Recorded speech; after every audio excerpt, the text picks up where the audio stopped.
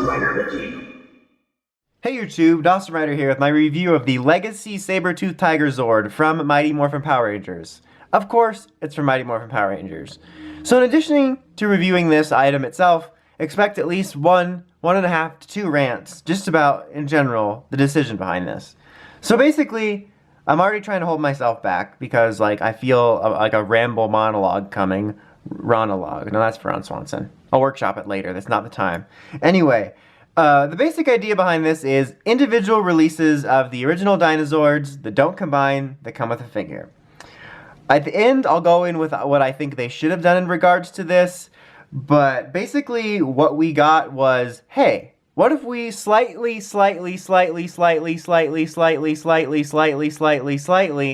upgraded the quality of the Imaginext dinosaurs,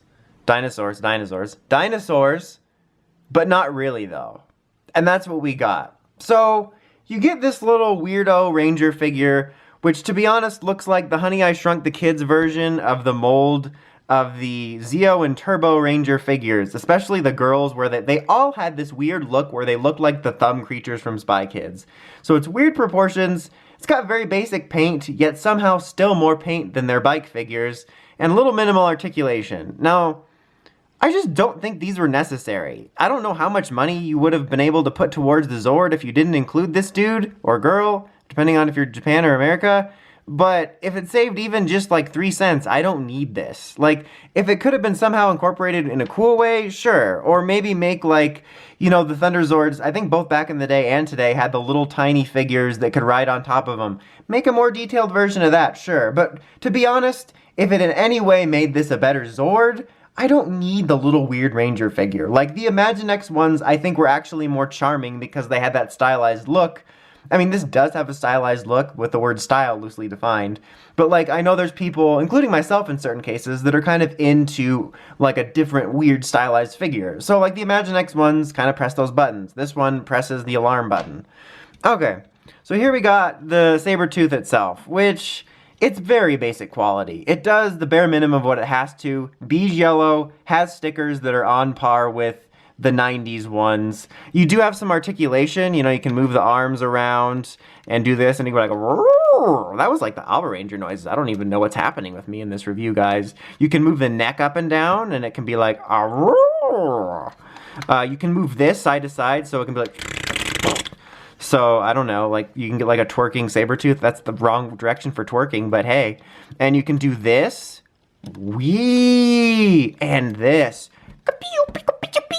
I don't know, that was a weird beatboxing laser. But so, yeah. It looks pretty cheap, guys. Like I said, this looks kind of like if Imaginext was trying to do this again after a few years. And then there's oh, this is Mark II. So, yeah, it's not great. It's not the worst thing I've seen Bandai do. And here's the thing. It's graded on a curve. Not in terms of it's getting the benefit of the doubt, but a downward curve, if that makes any sense, because it's in the Legacy line.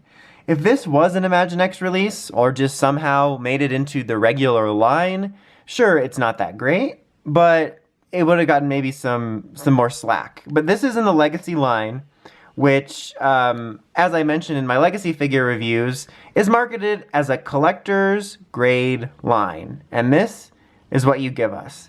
When you're marketing the collector's grade line meant for collectors, older fans, whatever, I expect something a little bit better than this. And so here comes the rant in a second, but in case you want to just leave now and don't want to listen to me, overall, just as a recommendation, I don't recommend this. Unless you're somehow the world's biggest Trini or Boy or Aisha enthusiast that needs every Sabertooth Tiger thing ever related, or a huge Sabertooth Tiger fan, I can't really recommend this unless it's on deep clearance. Okay, now for a rant. So, you guys ready?